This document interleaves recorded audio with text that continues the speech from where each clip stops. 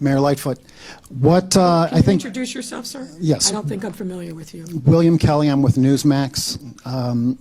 What I think everybody knows, but you didn't mention, I don't think any of your speakers here today mentioned it, is the reason why the hotels are empty, the reason why the storefronts are closed, is because of fear of violent crime. No, There was, sir, if I may ask my question, it's you a ask simple your question. I will respond. There's a woman, a pregnant woman was shot at a hotel across the street from here last week at 4 in the afternoon. You know, of course, we have this horrific Juneteenth, 50-some shootings. A young Hispanic couple pulled from their car and shot execution style. This video has gone viral. I don't think we've had any arrests in this case yet. A tourist came to Chicago and was stabbed in the back and murdered on Juneteenth here in the city of Chicago. Our police chief referred to the location of the stabbing as a homeless camp. Last time, I was born and raised in Chicago. I always considered it to be the financial district of Chicago, not a homeless camp. Do you have a question, sir? Yeah, so my question is, do you feel personally responsible for your rhetoric, your heated rhetoric is responsible for this off-the-charts violent crime in the city of Chicago? So, Several questions. Oh, no, I have a follow-up. No, I only asked one question. okay. So, White reporter in the house. so you know what? That's not appropriate, sir.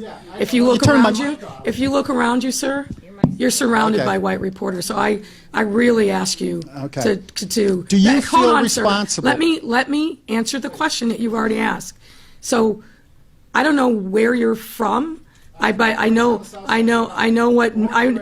what magazine you're from, and I know what your conservative viewpoints are. But on almost every question that you ask, you had the facts wrong. So that was Lori Lightfoot, the former mayor of Chicago, who presided over record-breaking violence in that once great city. Now, you thought that the citizens of Chicago had gotten the memo and maybe wanted to elect somebody that would help them a little bit more with violent crime. Oh no, they elected somebody that was even to the left of Lori Lightfoot, which is completely insane. But let's get to this line of questioning here. So obviously, this is a person that's a Chicago native, and this reporter asking Lori Lightfoot, at the time was mayor, about record-breaking crime in Chicago, record-breaking violence, people feeling unsafe in the city, et cetera, et cetera. And so the first thing that she does, she doesn't answer the question. She says, oh, I know that you work for this news source and you are asking questions that is supposed to kowtow to your conservative news source and the conservative audience, et cetera, et cetera.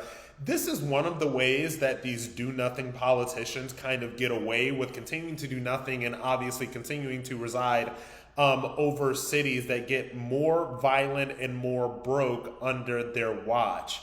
They claim that everybody that wants to question them about things that are very specific, in this case, like the rising crime in Chicago, is part of some sort of right-wing agenda. Now, that stuff works with the most brain dead of the leftists that sort of follow them, but it does not work with the vast majority of people that are center-right or even center-left leaning or that are moderate. People just want answers. So I think that the era of these politicians being able to sort of blame any tough questioning on just, these conservatives or this right-wing media, I think that those days are coming to an end because people want answers for this stuff.